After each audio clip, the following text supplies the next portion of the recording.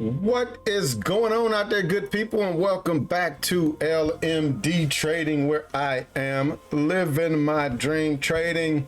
Hope everybody out there is doing well today. As for myself, I'm doing pretty good. Just getting back to the desk after sitting in traffic for like 2 hours. 2 hours. It took me about an hour and a half to go like a mile on the interstate because there was a semi accident that had a fuel spill. So glad I don't work for the city no more, because I would have been right on the side of the road out in the rain making sure that they got that fuel spill cleaned up, but they got somebody else to do that job now.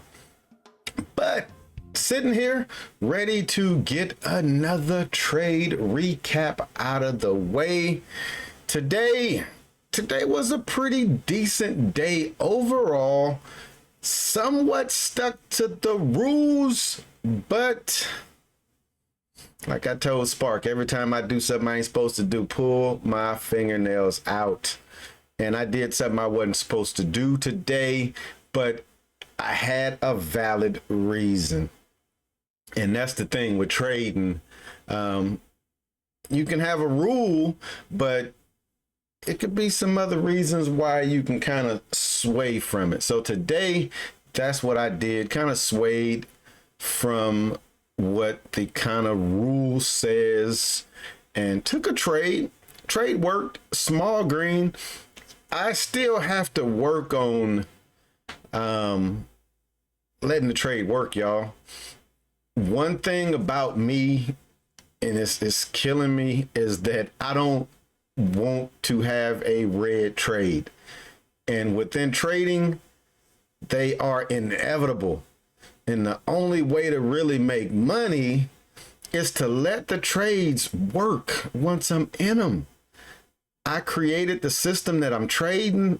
I should trust it, right? I should trust it. It's not something that somebody then gave me and told me to, like, hey, here, do this. I created this. I done seen the back testing. I've seen what the results are. So when I take my stop to break even, I'm cheating myself. I'm cheating the strategy. I'm cheating the edge. I should either stop out or I should hit my target. And I was talking yesterday about we as traders, we have trade personalities. Other traders, they will kind of speak to us in the way that they trade. Well, the same thing is true with like trade psychologists. And a lot of people like Mark Douglas, but for me, his approach didn't quite speak to me. There's some other ones out there that I kind of like their teachings a little bit better. One of the guys, his first name is Randy. I can never remember his last name, but I enjoy his approach. But one of the things that Spark always said about Mark Douglas that stuck with him was to accept the loss once you're already in the trade. Once you get in the trade, accept that money is gone. Accept that trade is not going to work and you're going to lose that money. And then when the trade works, great. Because again, if we've back tested our strategy, then we should know over a set number of trades, we're going to be green, and over a set number of trades, we're going to be red. More greens than red. That's the whole point. But I got to get that in my mind. When I take the trade, accept the risk. Now, one thing is when I hammer into a trade, it's hard to accept that risk. It's hard, but I'll take the stop. So I'm going to work on not sizing in as much and trade the trade for what it is. Again, with me, I can size in and I can get a very small move and make a couple of $100. Or I can take one or two contracts and let the trade go 50 points to make that same $200. And that's my dilemma. I'm like, man, let me just hammer in and get my money real quick. If I stop out, I stop out. The odds are going to tell me more times than not it's going to work. And if I do stop out, I just jump back in, hammer it in on another trade and make the money back. Right or wrong, who knows? But like I said, decent day in the market. One of the things that I did set up is, and we'll get there to there when I pull up the chart, but what I will pull up right now is Trade of 8. We'll take a look, see how we did today. Reviewing trades for October 9th. We're reviewing trades for October 9th. I know it says October 8th, but like I said, I always started from October 8th at inside of 5 o'clock because the market's closed at that point. When the market opens at 6, it's going to account for all of those trades, and I'll show you what I mean here in a minute. But total profits $379. We gave back $80. That's basically trading at 74%, 25% on the losers. Largest winning trade $30. Largest losing trade $10.50. Average winning trade $7.29. Average losing trade $4.47. So we were on the right side here today. We were a little better than one to one on our money. Let's see. This is something I don't ever really look at. Average winning trade, we stayed in at 6 minutes. Average losing trade 31 minutes. Longest winning trade was in that one for 35 minutes. Longest losing trade 36 minutes. So this is good. This means that I'm kind of letting trades work. I'm not getting in and out 1 minute, 2 minutes. So that's something there that I need to keep an eye on. That's pretty good. We paid $35 in commissions today. We kept $263 in our pocket.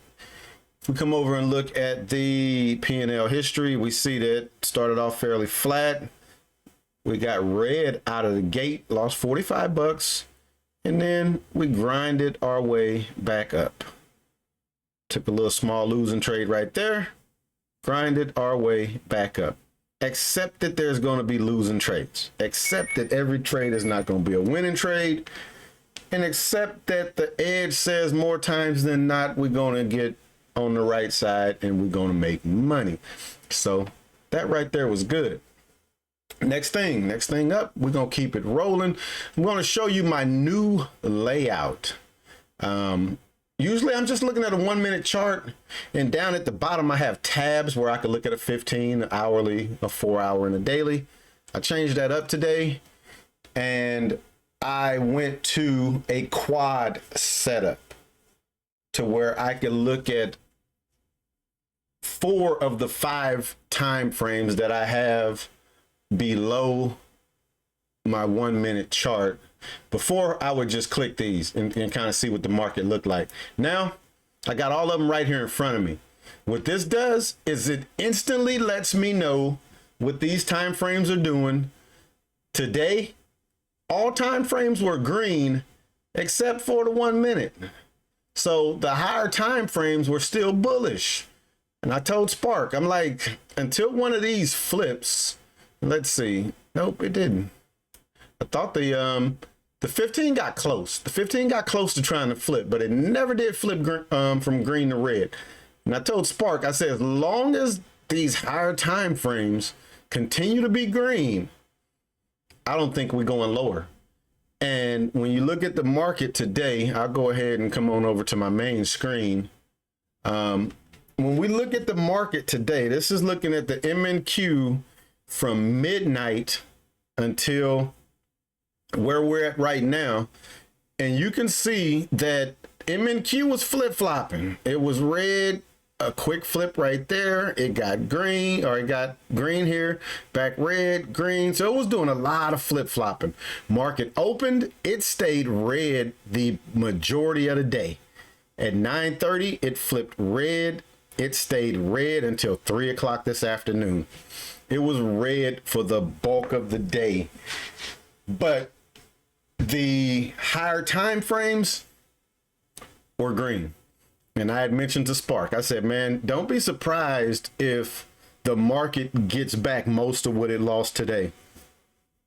And if you look, we got very close to getting back most of what we lost this morning. And I'm really going to just want to focus on one trade today.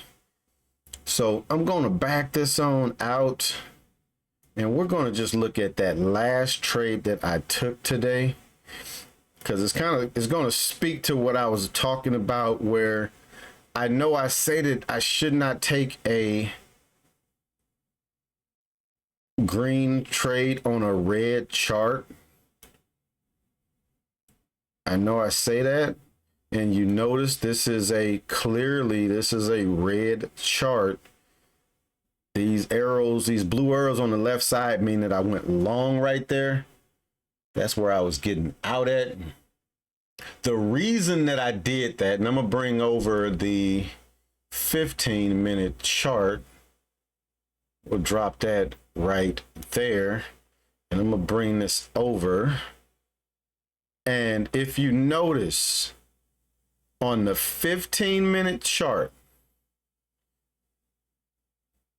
at the time that I took this trade, this demand line was solid. It wasn't shaded in, and price had come down and bounced off of this level, and it came up.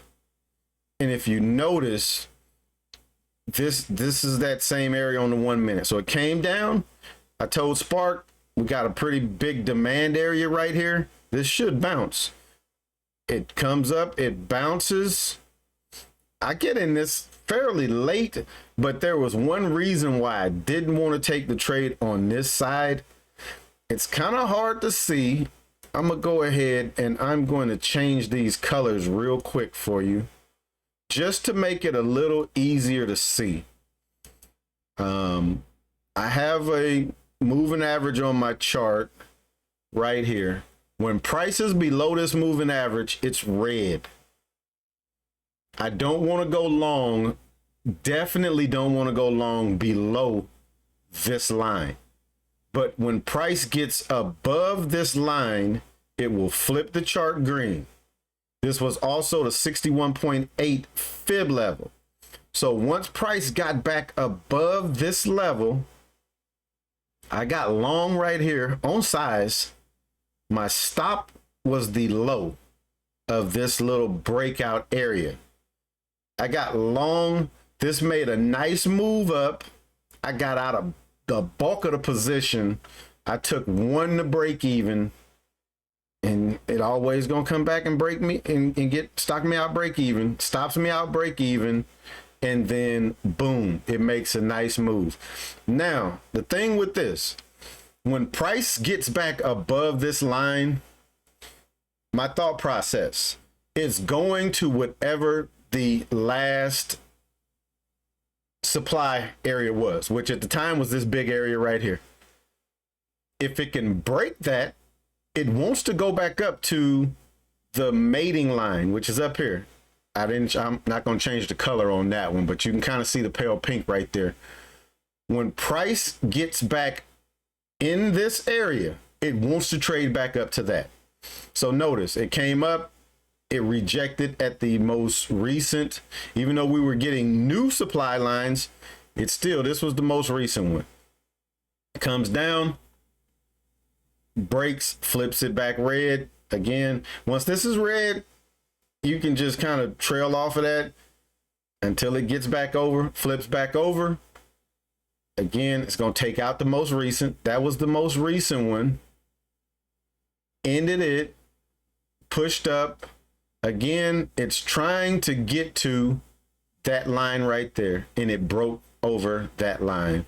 Came up to the next supply. Now it needs to try to break that next supply, and it didn't break it. Flush back out.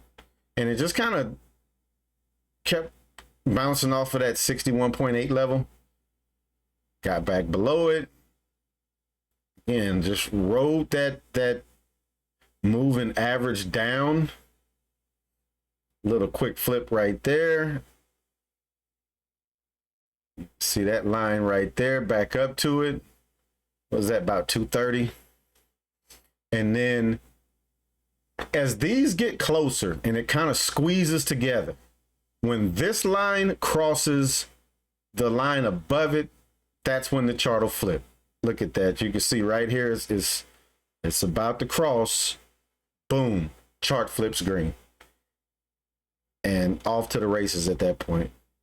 From there, you could start taking these. That's a good trade right there. Comes up, new demand, You could take that one. You could take these fresh demands until one gets broken. That's a fresh one. This was a fresh one. You notice it's broken, but had you took that trade, that's a good trade there. Again, look at that moving average. Just nice little move up. Once it kind of flatlines, you don't want to see that flat line. Means it's going to roll over. But you see this demand zone, it got taken out right there. So once, and actually it created a new one, that one got taken out. Can't go long anymore. I want to see two new fresh ones. Or if I take this one, and I did this a couple of times last night, I'll take this new demand, but I can't use this stop. Have to put my stop down there. So at the time, 273, down there is 260. That's only 13 points. If I take one contract, I'm risking $26. Two contracts, I'm risking 56. But boom, now you get that fresh demand. This one here is money all day because you got one fresh new one, two. Money. That's money. And this is where we're at right now. That's current market. See this big trend line? This is coming off of the hourly. That was coming off of the hourly. One thing is that my fib levels are not correct right now. So I'm going to go ahead and update them. I need to find the previous day's high, which is 100%. Previous day's low is down here. And actually, see, that's not right. That's a fib level. So watch this. I'm going to delete that. That's previous day's lows for sure. Now I need to find the green one. There it is right there. So let me add the new fib levels. My chart will be ready. One thing was at 25,393. Booyah. I will not be trading today, y'all. 25,160. 25,160. I took a payout from this particular take profit account. Man, take profit trader, I gotta give it to them. They are quick when it comes to payouts. Requested the payout, they approved it. Money went into my wallet. Went to my wallet, requested that it go in my bank account. That was yesterday. Looked at my bank account a minute ago. Money is already in there. I'm over the limit to take another payout because with Take Profit Trader, you could take daily payouts. You don't have to trade 5 days. You don't have to trade 2 days. You just need to be over the threshold. With Take Profit Trader, 80-20 split. So whatever you pull out, they're going to keep 20%. If you don't request $250, they're going to charge you a $50 fee. So it only makes sense to always request $250. Easy math. For every $100 that you withdraw, they're going to keep $20 of it. So you need to request over $315. If you request $315, that's going to put you right around $253. You avoid that $50 fee and you keep it moving. So I'm going to do a small request today. I'm going to keep a little buffer over my, I'll keep the buffer over my $1,500 threshold. So I still have some money to work with. And we just going to continue to keep on pushing, y'all. We're going to continue to keep on pushing. I'm going to make these some whole numbers here. 25,160.75. So my fib levels are precise. I'm very precise when it comes to stuff like that. We'll blow this back up. Just take a look, see what the market's doing right now before I shut it down. So look where we're at. We're at the 61.8 level. This is a key level, y'all. That 61.8 level, I don't know. I haven't really researched all the way into fib levels, but I know that this 61.8 is a very key level. Of course, the 100 is going to be key because that's previous day's highs. Of course, 0 is going to be significant because that's previous day's lows. But yeah, we're looking pretty good. Like I said, I do not plan on taking any trades today. Got a golf trip scheduled this weekend. Not trying to mess that up. Not trying to mess that up. So let me get my chart back how I like it. Spark was saying I need to keep those so they're visible. I really don't need to see where they're at on my chart. I just like to be able to look over here at price and see. If both of those are green, that just definitely means I don't want to go long, short at all. If price gets below this one, it's going to flip it red. Should I be taking shorts on a green chart? No. But if the higher time frames are kind of speaking to do it, right now they're not going to be because every single one of them is green. So I really could just wait until price either gets out of that and I keep going long, or it goes down below it and it flips it red. But on that note, I'm gonna wrap this video up. As always, thanks for checking me out. If you hadn't hit that like button, please do so. If you're not subscribed, please think about subscribing.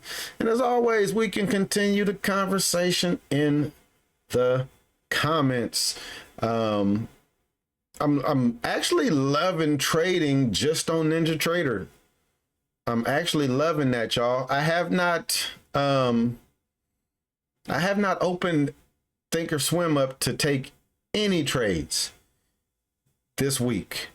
All trades have been taken solely using the NinjaTrader platform.